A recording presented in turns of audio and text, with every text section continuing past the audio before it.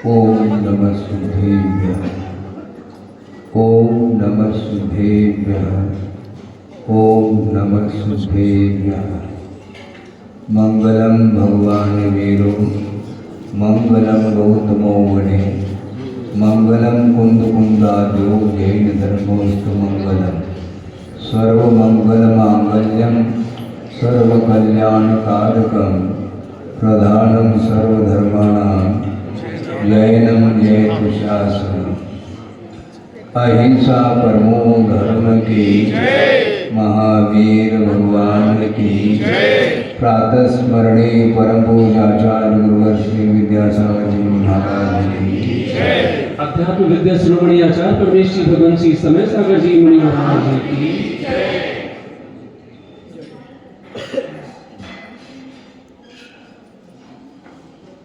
एक साल में 3 बार अष्टानिका पर्व आता है। कौन कौन से महीने में आता है? फाल्गुन, आषाढ़ और कार्तिक सुदी अष्टमी से प्रारंभ हो जाता है। फाल्गुन सुदी अष्टमी से लेकर के फाल्गुन सुदी पूर्णिमा तक, आषाढ़ सुदी अष्टमी से लेकर के आषाढ़ सुदी पूर्णिमा तक और कार्तिक सुदी अष्टमी से लेकर के कार्तिक सुदी पूर्णिमा तक। इस प्रकार एक साल में 3 बार अष्टानिका पर्व आता है, जिन पर्वों में सौधर्म इंद्र नंदीश्वर द्वीप में जाकर के अकृत्रिम जो चैत्यालय हैं उन जिन बिंबों की पूजा अर्चना आदि करता है और उसके माध्यम से पुण्य का संचय करता है। पूज्यपाद स्वामी ने संस्कृत में भक्तियों की रचना की है और उसमें नंदीश्वर भक्ति का भी नंबर आता है। नंदीश्वर भक्ति संस्कृत में है, लगभग 60 श्लोक उसमें विद्यमान है और अंचलिका भी है जो कि कुंद कुंद स्वामी की मानी जाती है। इस प्रकार नंदीश्वर भक्ति पूज्यपाद स्वामी ने की है और उन्होंने उसमें उल्लेख किया श्लोक के माध्यम से, उसको आपके सामने रख रहा हूँ क्योंकि आज से अष्टानिका पर्व प्रारंभ हो रहा है। संध्यासु तिसृषु नित्यं पठेत् यदि स्तोत्रमेत्र तदुत्तम यशसां सर्वज्ञानां सर्वं लघु लभते श्रुतधरेणितं पदममितम् अमितं पदं श्रुतधरेणितं लघु लभते। शीघ्र ही वह जो अमित सुख को देने वाला जो मोक्ष पद है, जो कि जिसकी आराधना श्रुतधरेणितं यानी गणधर परमेष्टि आदिकों ने भी जिसकी पूजा की है, ऐसे उत्तम पद जो मोक्ष पद है उसको अतिशीघ्र प्राप्त करता है। कौन? भव्य जीव। क्या करके प्राप्त करता है? तो वह स्तोत्र पाठ करके कब? संध्यासु तिसृषु नित्यम, 3 संध्याओं में, एक दिन में 3 संध्याएं आती हैं, प्रातः, मध्याह्न और संध्या काल। इस प्रकार तीनों संध्याओं में निरंतर जो पाठ करता है, किसका? स्तोत्र का पाठ। वह नंदीश्वर जिसमें भक्ति की जा रही उसमें यह श्लोक आया है, वह स्तोत्र का पाठ करता है। किसका स्तोत्र है वो, किसकी स्तुति है? तो आचार्य कह रहे हैं सर्वज्ञानाम सर्वज्ञ भगवान की स्तुति है। सर्वज्ञ भगवान की स्तुति करो तो मोक्ष मिलेगा। अन्य जो भी देवी देवताएं जो सरागी मानी जाती हैं उनके शरण में नहीं जाना चाहिए, किंतु उत्तम यशसाम सर्वज्ञानाम सार्वम स्तोत्रम यदि पठेत, उत्तम यश को प्राप्त हुए जो सर्वज्ञ भगवान हैं उनकी स्तुति को, स्तोत्र को जो पढ़ता है वह कैसा स्तोत्र है? सार्वम अर्थात समस्त जीवों का हित करने वाला ऐसा जो सर्वज्ञ भगवान का स्तोत्र करता है, पाठ करता है 3 संध्याओं में, वह बहुत ही शीघ्र अनंत सुख देने वाला जो मोक्ष है उसको प्राप्त करता है, जिस मोक्ष की आराधना गणधर परमेष्टि आदि भी करते हैं। सोचिए, जिस पद को प्राप्त करने के लिए गणधर परमेष्टि आदि भी आराधना कर रहे हैं, ऐसे अमित अनंत सुख को देने वाला जो मोक्ष है उस मोक्ष पद को वह प्राप्त करता है भव्य जीव। क्या करके?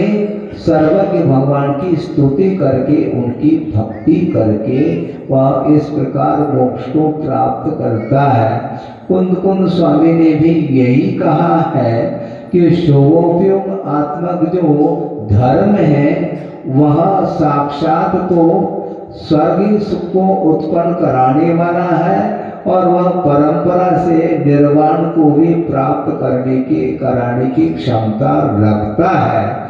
इस प्रकार शुभोपयोग आत्मक और शुद्धोपयोग आत्मक 2 प्रकार का धर्म होता है, जिसकी आराधना कौन करते हैं?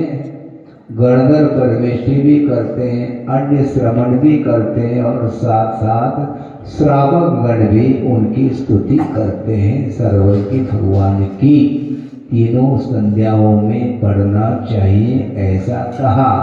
मान लो प्रतिदिन आप पढ़ो तो अच्छी बात है, कम से कम अष्टांगिका पर्व में 3 संध्याओं में यदि आप पढ़ते हैं तो पुण्य का संचय, साथ से पुण्य का संचय होता है। मान लो यह संस्कृत पाठ जिसको पढ़ना नहीं आता है तो गुरुदेव ने नंदेश्वर भक्ति का अनुवाद हिंदी भाषा में किया है और वह ज्ञानोदय छंद में उन्होंने लिखा है। ज्ञानोदय छंद उन्होंने नाम दिया है उस छंद का, जो कि मेरी भावना के लय से ही उसको पढ़ा जाता है और गुरुदेव ने इसका बहुत ही शब्दानुवाद के साथ पूरा भाव उन्होंने उसमें उन श्लोकों में अंकित किया है। इसलिए आज से 8 दिन कम से कम अष्टांगिका पर्व प्रारंभ हुआ है। आज अष्टमी है और यह फागुन सुदी अष्टमी है। यहाँ से लेकर के फागुन सुदी पूर्णिमा ये 8 दिन होते हैं। आप लोग 28 कह रहे थे कल अष्टांगिका पर्व महाराज आपकी उपस्थिति में। उपस्थिति अलग वस्तु, किंतु आप तो उपस्थित हो सतना में। क्या सतना को छोड़कर के इन्हीं दोनों में बाहर जाना है क्या? शांतिनाथ भगवान के चरणों में अथवा नेमिनाथ भगवान के चरणों में बैठ करके कम से कम इन 8 दिन तक नंदीश्वर भक्ति का आप पाठ करेंगे, जिस पाठ में सर्वज्ञ भगवान की ही भक्ति की गई है और भक्ति के माध्यम से ही मुक्ति मिलने वाली है। हमने सुना था, आप लोगों ने भी सुना होगा, भक्त नहीं भगवान बनेंगे। आपने सुना? हमने तो सुना है। भक्त नहीं भगवान बनेंगे तो बन जाओगे, तुम ऐसा थोड़ी बन पाओगे। पहला भक्त बनो, भक्ति करो भगवान की और गुरु की, और प्रभु और गुरु की भक्ति के माध्यम से ही हम भगवत पद को प्राप्त कर सकते हैं। इसलिए आज से हमारा कहना है विशेष रूप से आप लोगों के लिए, क्योंकि श्रमण लोग तो भक्ति अधिक करते हैं, किंतु आपको भक्ति करने का अवसर अष्टानिका पर्व में मिल रहा है। आप प्रतिदिन 8 दिन तक भक्ति करेंगे, बोलो हाँ। संस्कृत में भक्ति लिखी है पूज्यपाल स्वामी ने, मान लो वहाँ नहीं आता पढ़ने में, उसका उच्चारण अधिक नहीं बनता है, तो उसका बहुत ही अच्छे हिंदी में परिष्कृत भाषा में गुरुदेव ने अनुवाद किया है। आपको अनुवाद भी उपलब्ध हो जाएगा, यहाँ पर हो तो लाइब्रेरी से प्राप्त कर सकते हैं। और सामूहिक यदि मान लो करते हैं तो और अच्छे ढंग से आनंद आ सकता है। जिस प्रकार संध्या काल में आप भक्तांबर जी का पाठ करते हैं, उसी प्रकार नंदीश्वर भक्ति का पाठ, उसमें 60 श्लोक हैं, धीरे धीरे अच्छे उच्चारण के साथ लयबद्ध तरीके से पाठ करेंगे तो बहुत ही ज़्यादा समय लगेगा, तो आध घंटा लग सकता है मैक्सिमम, नहीं है तो 20 मिनट में। जल्दी नहीं करो, धीरे धीरे करो ना, क्या बात है।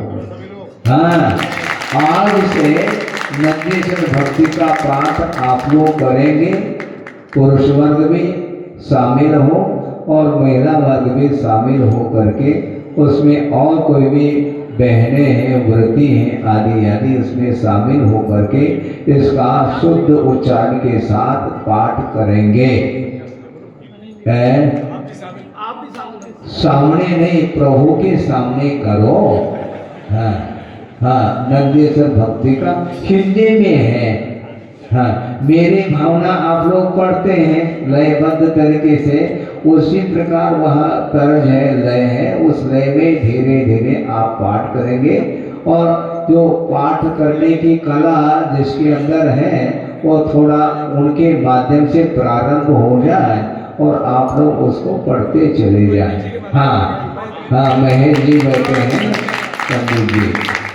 हाँ, आप प्रतिदिन मैं सुनता हूँ भक्तामृत जी का आप पाठ करते हैं, इसी प्रकार अष्टानिका पर्व में तीनों संध्याओं में हो तो अच्छी बात। यदि समय नहीं भी है तो कम से कम संध्याकालीन समय में इसका पाठ 8 दिन तक तो होना चाहिए। और 8 दिन पाठ करने से अपने आप ही उच्चारण बनता चला जाएगा।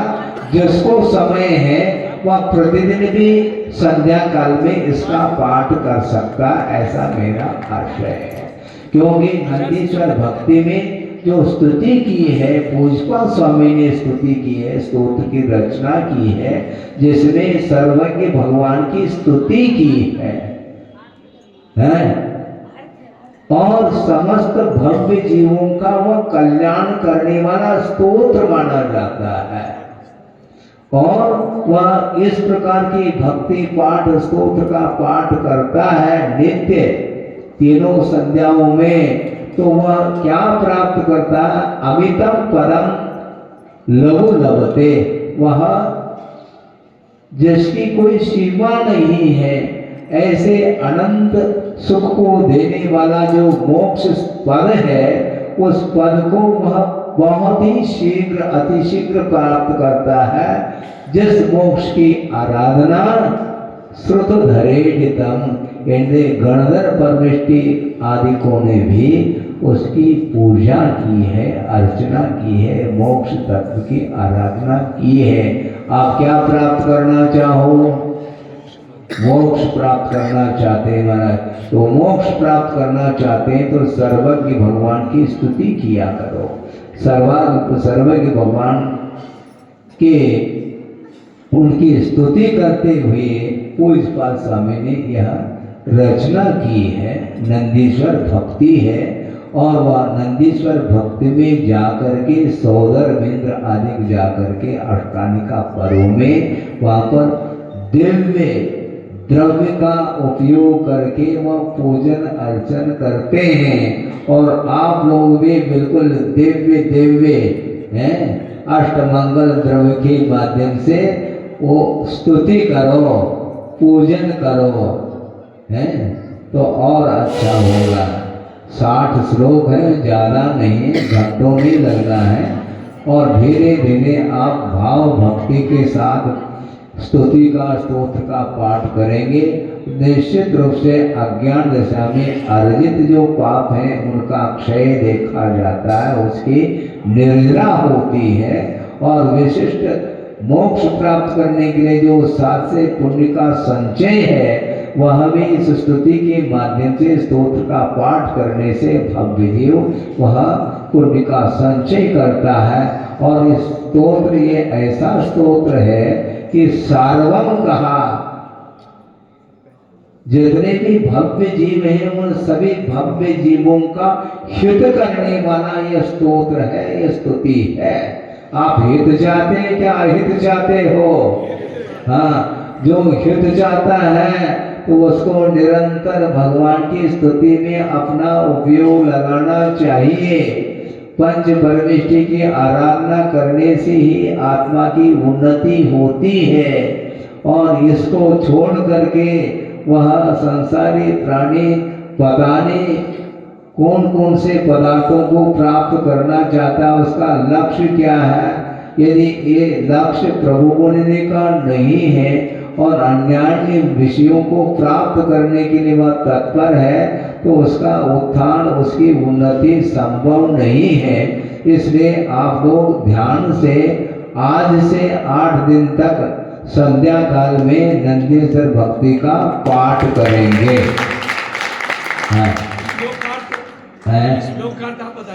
श्लोक का अर्थ हिंदी में है, हाँ हिंदी में है, आप पढ़िएगा। क्योंकि जैसे समझने के लिए भक्तांबर का भी पाठ करते हैं आप, भक्तांबर नहीं वो भक्तांबर है। इसी से जय जय करते रहेंगे हम। और मान लो किसी को नहीं आता, जय बोलो बेटा, जय जय बोलो, जय जय, तो जय जय कर रहा है वो। जिसको अर्थ नहीं आता कम से कम भगवान की आराधना करो आप, जय जयकार उनका हो, इस प्रकार भाव रखना चाहिए। हाँ, भगवान बनना चाहो तो भगवान की स्तुति करो, भक्ति करो, भक्त बनने का प्रयास करो। भक्त जो नहीं बनना चाहता है और जो भक्त बना हुआ है उसका विरोध करता है तो उसके लिए कहीं भी 3 लोक में स्थान नहीं मिलेगा, ये ध्यान रखो। स्थान नहीं मिलेगा तो क्या? प्रभु की आराधना करने योग्य जो क्षेत्र है उसको वो प्राप्त नहीं कर सकता, ये ध्यान रखो। हाँ, द्रव्य, क्षेत्र, काल, भव ये एकमात्र निमित्त है। ये निमित्त भूत सामग्री भी होना अनिवार्य है। नहीं है उचित क्षेत्र यदि नहीं मिलता है तो वहां पर प्रभु का दर्शन नहीं मिलेगा। जैसे एक नरक गति ऐसी एक गति है जहां पर जिनबिंब का दर्शन संभव नहीं है। सुन रहे हैं आप? नरकों में जिनबिंब है क्या? नहीं। और तीनों गति के जो जीव हैं वे जिनबिंब की वंदना कर सकते हैं। तिर्यंच जो पंचेंद्रिय संगी हैं वे भी समोसन आदि में भी चले जाते हैं। और जहाँ कहीं भी जो जनालय हैं जहाँ पर जिनबिंब स्थापित हैं तो वहाँ पर भी जाकर के वंदना आदि उनके द्वारा भी जिनबिंब की वंदना की जाती है। और देवलोक भी करते हैं और मनुष्य भी करते हैं। तो ऐसी स्थिति में भक्त बने बिना आप भगवान बन नहीं सकते हैं। और ऐसे भी पर्याय प्राप्त कर लेते हैं संसारी जीव जहाँ पर प्रभु का दर्शन करने के लिए आंखें नहीं मिलती। जन्मांध हो जाता है, जन्म से ही वह नेत्रहीन है, तो भगवान की वंदना कर सकता है? कर सकता है? वो नहीं कर सकेगा। और गूंगा है, भगवान की स्तुति नहीं कर सकेगा, वो भगवान की भक्ति नहीं कर पाता। जो गूंगा है नहीं कर सकता, और बहरा है तो वह धर्म का श्रवण नहीं कर सकता। इस प्रकार की जो दुर्गति प्राप्त हो रही है वो किसके कारण? देव गुरु शास्त्र की अवज्ञा जो करता है उसके लिए ये सामग्री मिलेगी नहीं। भव भवांतर में चले जा तो नेत्र नहीं मिल सकते बंधु। एक इंद्रिय पर्याय मिलती है, काल अनंत निरोध वशार बीत्यो एक इंद्रिय तनधार। एक इंद्रिय, एक ही इंद्रिय है, मात्र स्पर्शनेंद्रिय है। वहां पर स्वाद लेने के लिए कुछ नहीं मिलेगा, रसना नहीं मिलेगी, और रसना अभी मिली है, स्वाद लेने के लिए नहीं, प्रभु की भक्ति करने के लिए यह जिह्वा मिली है, रसना मिली है। पंचेंद्रिय के विषयों का स्वाद मत लेओ और उस जिह्वा के माध्यम से प्रभु की अर्चना करो, स्तुति करो। नहीं है तो कालांतर में बिल्कुल अंधकार में उसका जीवन रहेगा और अनंत काल तक वह बिना नेत्र के, बिना रसना के, बिना कर्णेंद्रिय के वह जीवन व्यतीत करता है। कौन समझाने वाला है? वहाँ पर मन भी नहीं है, क्योंकि जो इंद्रिय संपदा का दुरुपयोग करता है तो उसका निश्चित पतन है, ऐसा आगम का उल्लेख है। और आप लोगों के लिए ऐसी पवित्र पर्याय मिली है, उसका सदुपयोग करिएगा। हाँ, सुरपति इंद्र लोग भी तरसते रहते हैं, वहां पर अकृत्रिम चैतालय में वो जाकर के वंदना, स्तुति, भक्ति, पूजन आदि करते हैं। इसके बाद भी वहां पर सम्यक की उत्पत्ति तो हो सकती है, किंतु संयम की आराधना करने के लिए यदि कोई पर्याय मिलती है तो मनुष्य पर्याय के अलावा और कोई भी पर्याय नहीं है। और मनुष्य पर्याय में भी भोग भूमि जो मनुष्य हैं वे संयम को अंगीकार नहीं कर सकते।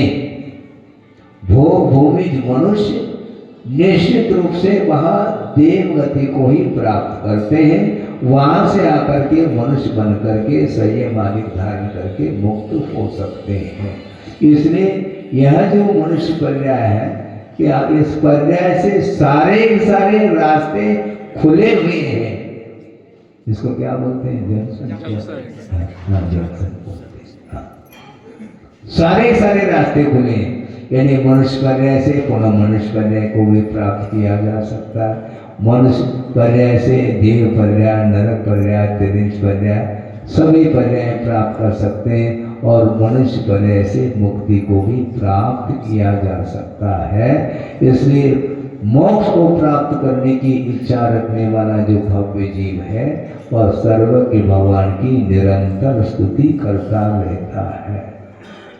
आप संयम के क्षेत्र में कदम रख सको तो अच्छी बात है, नहीं भी रख सको तो कम से कम शुभोपयोगात्मक जो धर्म है उस धर्म की आराधना करनी चाहिए। शुभोपयोगात्मक धर्म की आराधना गणधर परमेष्टि भी करते हैं। जब ध्यान से निवृत्त होकर के प्रवृत्ति करते हैं उस समय प्रभु की भक्ति वो भी करते हैं। भक्ति किए बिना कोई रास्ता ही नहीं, ऐसा कोई भी शॉर्टकट नहीं। ध्यान रखो, गली ढूंढना चाहो आप संभव नहीं, शॉर्टकट में जेब कट होता है। हाँ, और क्या, जल्दी पहुंचना चाहता है और बस जल्दी जल्दी में हो गया। इसलिए जो मार्ग प्रशस्त किया गया है आगम में, उसी मार्ग से, उसी विधि से आपको चलना पड़ेगा।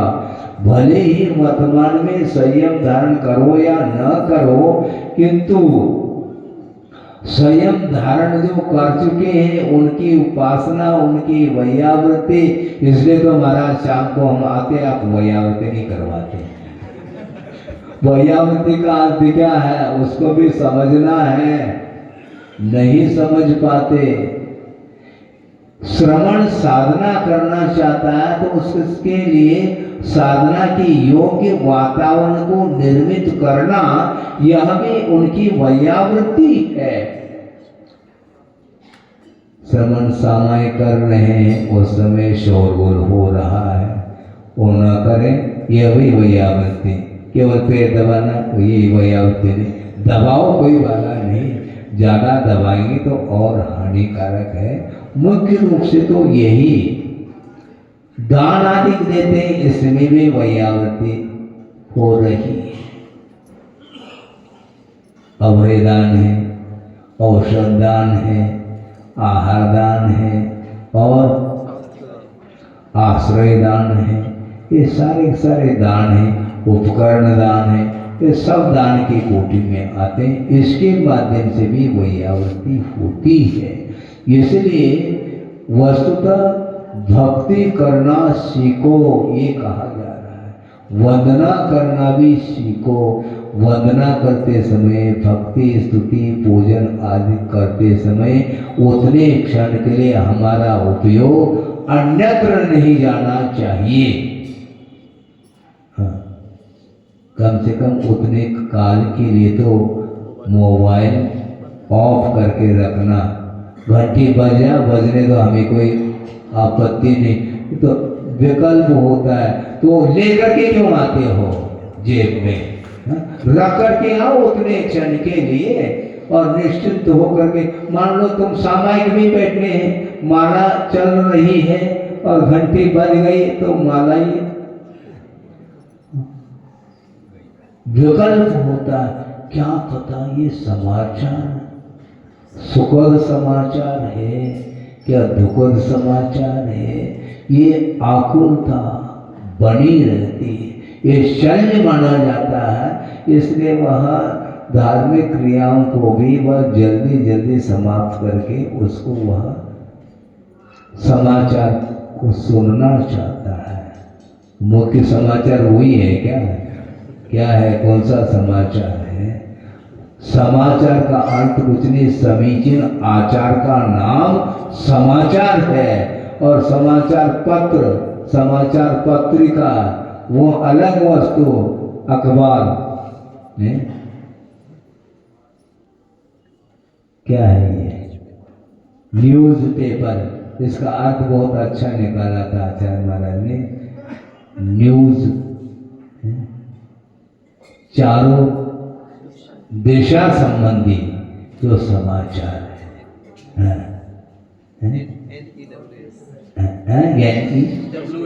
नहीं, चारों दिशाएं आगे, नॉर्थ वेस्ट ईस्ट साउथ,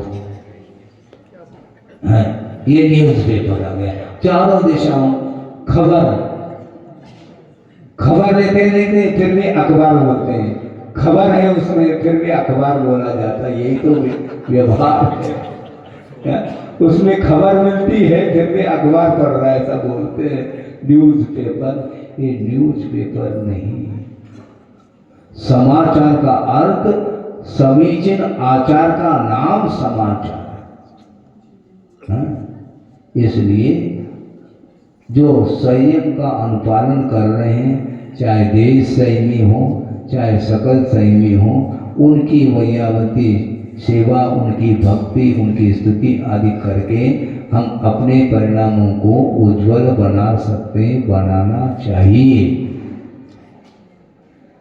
9:45 बज गया है। प्रासंगिक एक और उदाहरण देकर के इस विषय को पूर्ण करता हूँ, किंतु संध्या काल में आप लोगों को पाठ करना है, भूलना नहीं। क्योंकि आज से ही अष्टानी का पर्व प्रारंभ होने जा रहा है। हाँ, आप जो भी समय निर्धारित करना है तो आप कर सकते हैं। मैं ये कह रहा था कि श्रमण लोग तो तपस्या करते हैं, साधना करते हैं, रत्नत्रय की आराधना करते हैं और उसके माध्यम से पाप कर्म का वो क्षय करते हैं और विशिष्ट पुण्य का संचय करते हैं। महाराज हमारे लिए क्या, हम तो श्रावक हैं, हम तो गृहस्थ हैं। रहो आप, गृहस्थ का अर्थ क्या होता है? गृहे तिष्ठति इति गृहस्थ, जो घर में रहता उसका नाम गृहस्थ है। महाराज जो बाहर हो, हम बाहर चले जाते उस समय गृहस्थ नहीं रहेंगे क्या? उस समय भी आप गृहस्थ ही माने जाते हैं। हाँ, परिग्रह के साथ संबंध रखने वाला ही वहाँ गृहस्थ माना जाता है, वह सागार माना जाता है। अगार बोलते हैं घर को, और घर एकमात्र उपलक्षण है। घर आदि अन्य जितने भी 10 प्रकार के परिग्रह हैं, उन परिग्रहों के साथ संबंध रखने वाला ही वह गृहस्थ माना जाता है। तो गृहस्थ के योग्य जो धर्म क्या है, तो उसके बारे में थोड़ा सा विषय आपके सामने रख रहा हूँ कि प्रथमायोग आदि ग्रंथों में प्रसंग मिलते हैं। उनको पढ़ने से बड़ा आश्चर्य होता है कि गृहस्थ होकर के भी, श्रावक होकर के भी कितना सात से पुण्य का अर्जन कर सकता है। एक प्रसंग है, शायद संभव है, विदेह क्षेत्र में चक्रवर्ती है, जहाँ तक मुझे स्मरण है, पद्म नाम का चक्री है, ऐसे कोई नाम है। कोई भी नाम हो किंतु चक्री का नाम आता है, चक्रवर्ती का। और उनका पुत्र है जिसका नाम शिव कुमार, और उसका प्रसंग दिया है। चक्रवर्ती को पुत्र उत्पन्न हुआ और उसका नाम रखा गया शिव कुमार। और धीरे धीरे धीरे वह युवा अवस्था को प्राप्त हुआ है और माता पिता के लिए चिंता होती है। किसकी चिंता? और कौन सी चिंता? विवाह संबंध करने की चिंता है। और एक अच्छा मुहूर्त ढूंढ करके उन्होंने विवाह कर दिया। और उनकी रानी कितनी है? एक नहीं, 500 सुंदर सुंदर कन्याओं के साथ उसका संबंध हो जाता है, विवाह संबंध। और विवाह संबंध तो हुआ क्योंकि तीव्र पुण्य का उदय था शिव कुमार का, तभी तो चक्रवर्ती के कुल में पैदा हुआ। और वैभव इतना लंबा चौड़ा है। और विवाह संबंध होने के बाद एक ऐसा संयोग जुड़ जाता है, वैराग्य के लिए कारण बन जाता है। कौन सा है? रिद्धिधारी मुनि महाराज का दर्शन हो जाता है शिव कुमार को, तो वैराग्य प्राप्त हो जाता है। जाति स्मरण आदि खो जाता है, तो उसको वैराग्य उत्पन्न हो जाता है। अब घर में रहने का भाव नहीं हो रहा है, संबंध तो हो गया। 500 कन्याओं के साथ जो अप्सरा को भी बिल्कुल मात करने वाली है, वो इतनी सुंदर कन्याएं हैं। और एक नहीं, दो नहीं, 500। और विवाह संबंध होने के उपरांत इतना ऐसा संयोग, इसको भी बोलते हैं 7 से पुण्य का उदय और आ गया। संबंध जो हुआ वह भी पुण्य के उदय में ही हुआ। विशिष्ट पुण्य के उदय में ही इस प्रकार सांसारिक संपदा भी, वैभव भी प्राप्त हो जाता है। लेकिन इससे भी और विशिष्ट पुण्य का उदय आया। चारण वृद्धि मुनि महाराज का दर्शन जो ही हो जाता है, तो वह परिवर्तन आने लगा। और चारित्र को अंगीकार करने का भाव उत्पन्न हो रहा है। और उसने सोचा, पहले ही वैराग्य हो जाता तो शांति से हम किसी को बिना पूछे चले जाते हैं, लेकिन अब नवविवाहित है वह शिव कुमार, वैराग्य हुआ है और पिताजी के सामने इस बात को रखूं तो एग्री नहीं होंगे, वह सहमति प्रदान नहीं करेंगे। तो ऐसी स्थिति में क्या किया जाए, बहुत चिंतित है। और वह सोचता है कोई बाधा नहीं, मित्र के माध्यम से कम पिताजी तक इस समाचार को भेजा जाए। तो मित्र को कहा कि देखो हमारी ये स्थिति है, लेकिन वैराग्य हुआ है, लेकिन मैं क्या करूं, संकट में पड़ा हुआ हूँ। मैं पिताजी के सामने जाकर के सीधा ही सीधा कह दूं तो वो मना कर देंगे, इसलिए तुम जाओ और अच्छे ढंग से मेरी बात को पिताजी के सामने रख देना। और जा करके मित्र ने रखा। रखते ही चक्रवर्ती के मन में भाव आ रहा है, चक्रवर्तित्व किस काम का, ये वैभव किस काम का है। पुत्र रत्न की प्रतीक्षा रहती है और पुत्र रत्न हुआ और उस वैभव का वह स्वामी बन सकता है, किंतु वैराग्य उत्पन्न हो रहा है, किसी प्रकार से उसको रोकना है। और चक्रवर्ती ने यानी पिताजी ने शिव कुमार को बुलाया। बुलाने के बाद पहुंच गए। क्यों, क्या बात है? बात कुछ नहीं है, कोई कमी नहीं पिताजी, किंतु कमी खटक रही है हमें, क्योंकि यह वैभव, ये सांसारिक वैभव है और हमें वैभव, उस वैभव को प्राप्त करना है, मोक्ष प्राप्त करना है, इसलिए मंजूरी आपको देना चाहिए। तो चक्रवर्ती समझाते हैं, बेटा तुम कहीं भी रहो, तुम्हें साधना करनी है, साधना में हम बाधक नहीं होंगे। तुम विश्व का कल्याण करना चाहते हो और आत्मा का भी कल्याण करना चाहते हैं, तो विश्व में मैं भी तो हूं।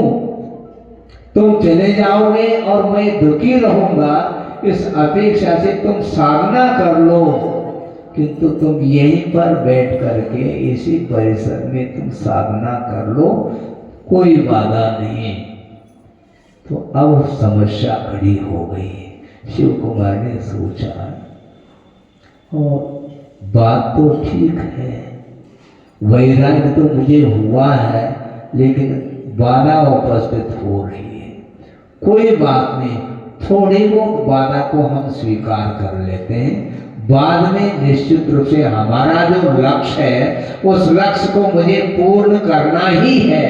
इस प्रकार संकल्पित होकर के उन्होंने पिताजी को कहा कि पिताजी आप चिंता नहीं करो, आपकी जो भावना थी उसको मैं पूर्ण कर दूंगा।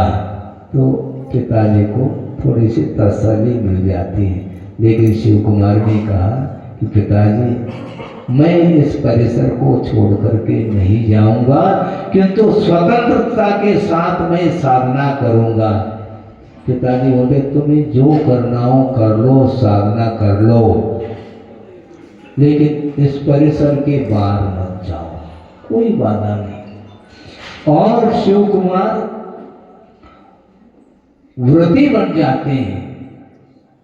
वैराग्य उत्पन्न हुआ है और आजीवन ब्रह्मचर्य व्रत लेकर के, प्रतिमा आदि धारण करके, और उसी हवेली के पास उद्यान में, उद्यान समझते हैं क्या? नहीं, विद्यासागर उद्यान अभी उद्घाटन किया, शिलान्यास। तो उद्यान का अर्थ बगीचा, हाँ, उसको आराम भी बोलते हैं संस्कृत भाषा में।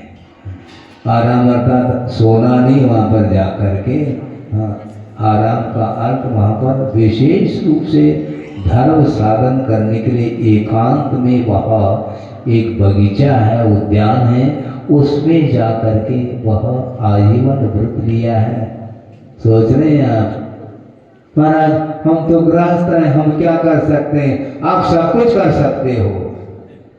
और 500 कन्याएं विवाहित जिसके साथ विवाह हुआ है, और विवाह होने के उपरांत अभी ज़्यादा समय व्यतीत हुआ नहीं, और नवविवाहित होकर के भी उन 500 कन्याओं को छोड़ करके उद्यान में जा करके आजीवन व्रत अंगीकार करके प्रतिमा आदि धारण करके वो निरंतर वहाँ तप कर रहा है।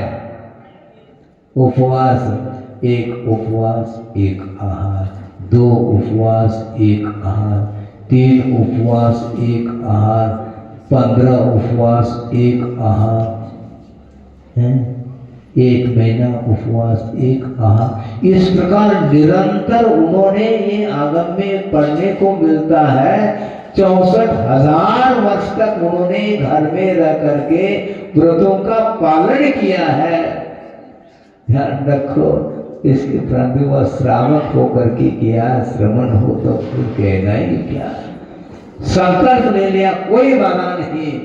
यदि मान लो मेरे यहाँ रहने से पिताजी को थोड़ा सुख मिलता है, तो कम से कम मेरा तप का भी तो प्रभाव पड़ेगा उनको, उनके ऊपर। इस प्रकार उन्होंने संकल्पित होकर के 60,000 वर्ष तक तप किया, और लास्ट में श्रवण पद को अंगीकार करके कालांतर में, जहाँ तक मुझे स्मरण है, वो मोक्ष के अधिकारी होंगे। मोक्ष धाम है, नेमेश्वर धाम वहाँ पर है? वहाँ पर कौन जाएंगे वो? सोचो विचार करो। एक श्रावक व्रत का निर्दोष पालन करने से इस प्रकार जीवन का विकास होता है। जीवन का विकास करना चाहो तो रास्ते बहुत सारे हैं, क्योंकि गुरुदेव का ये कहना था, कोई भी व्रत छोटे और बड़े नहीं हुआ करते। अपनी अपनी क्षमता की अपेक्षा से वो सारे व्रत बड़े ही माने जाते हैं।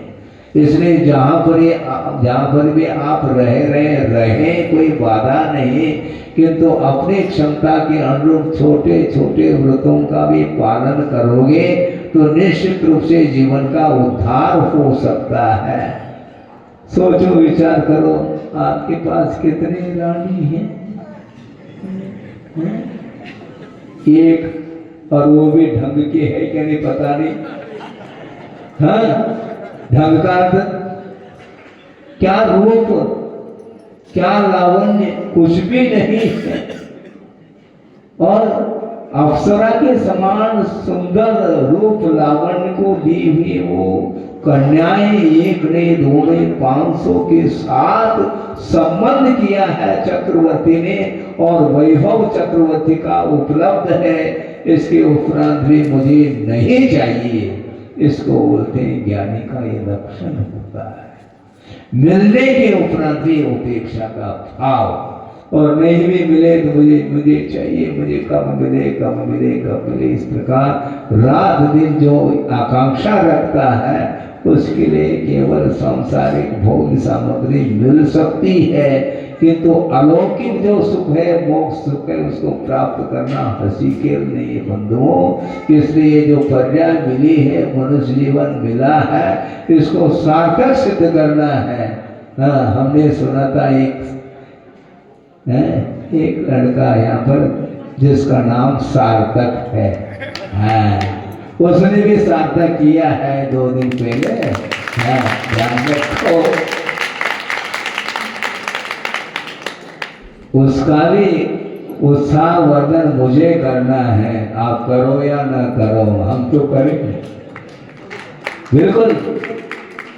युवा अवस्था है, और पिताजी किसी कारणवशात वो अवसान को प्राप्त हुए, किंतु अभी भी धर्म के प्रति जो लगनशीलता है वृद्धावस्था में धर्म करना तो फिर भी ठीक है, किंतु युवा अवस्था में ऐसे भी यहाँ पर सतना में हैं जो प्रभु के प्रति जो अनुराग है, किन शब्दों में कहें। इसलिए शिव कुमार की यह कथा आप सब लोग सुन करके उनका अनुकरण करेंगे।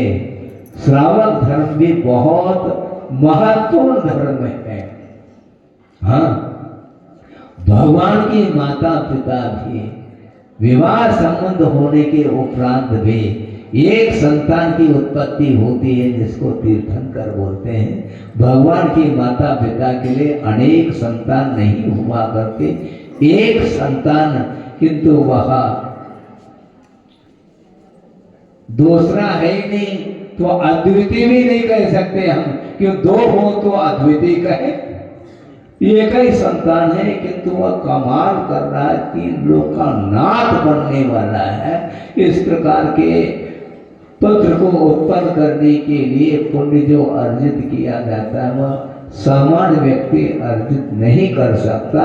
और भगवान की माता पिता पुत्र रत्न की उत्पत्ति होने के दिन से ही, उसी दिन से संयम को अंगीकार करते हैं। धन्य है उनका जीवन। आज ऐसा कोई है?